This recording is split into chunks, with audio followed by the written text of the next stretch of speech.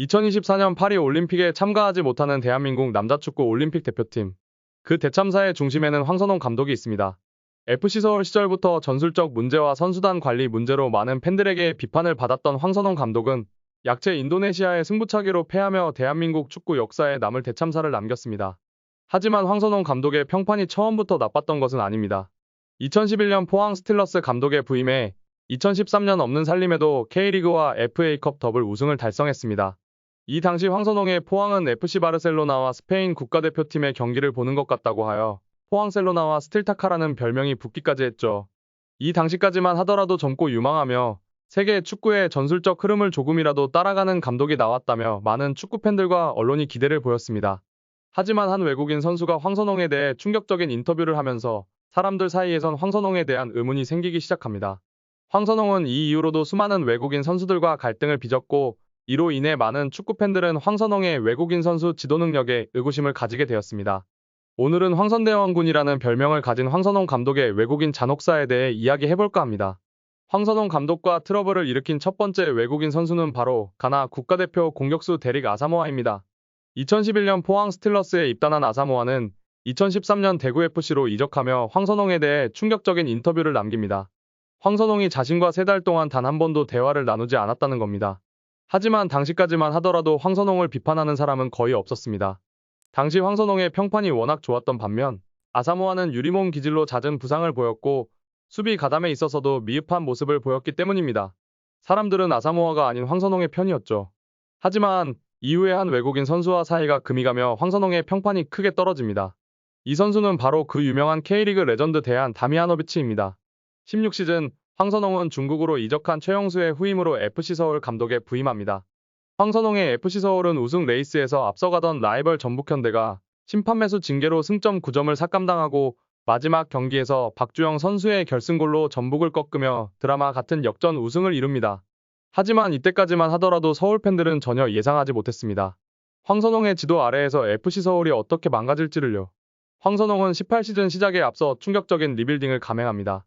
이 과정에서 당시 FC 서울 최고의 공격수였던 대안을 방출하고 FC 서울의 레전드인 오스마르마저 일본 팀으로 임대를 보내며 팀의 기둥을 뿌리째 뽑아버립니다. 2시즌 동안 두 선수 덕에 좋은 성적을 냈음에도 불구하고 자신의 전술과는 맞지 않는다는 이유 하나 때문이었습니다. 이에 오스마르는 팀을 떠나며 굳은 표정으로 의미심장한 인터뷰를 남깁니다. 대안이 황선홍에 대해 노골적으로 비난하기 시작한 것도 이때부터였습니다.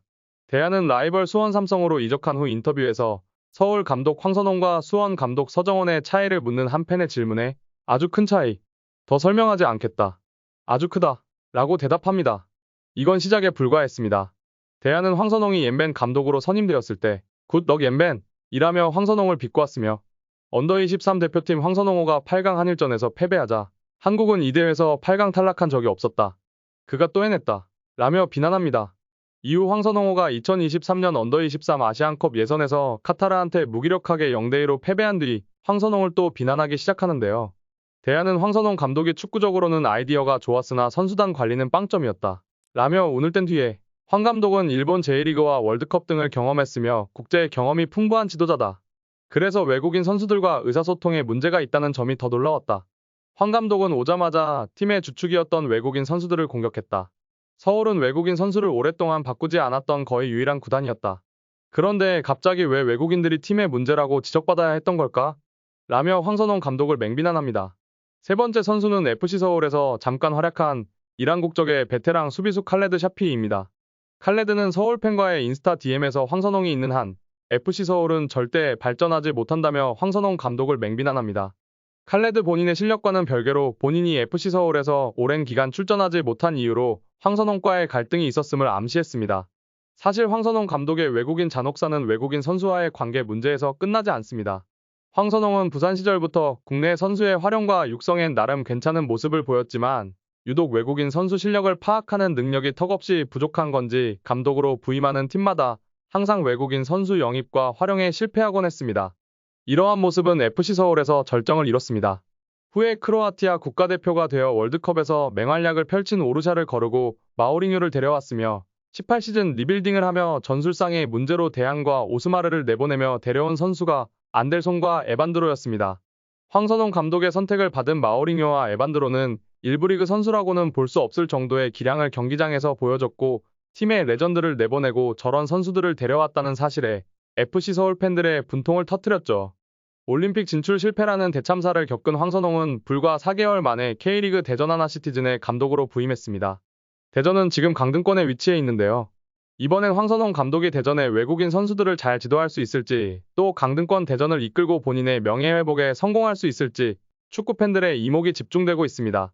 오늘의 이야기는 여기까지입니다. 재미있으셨다면 구독과 좋아요 부탁드리겠습니다. 감사합니다.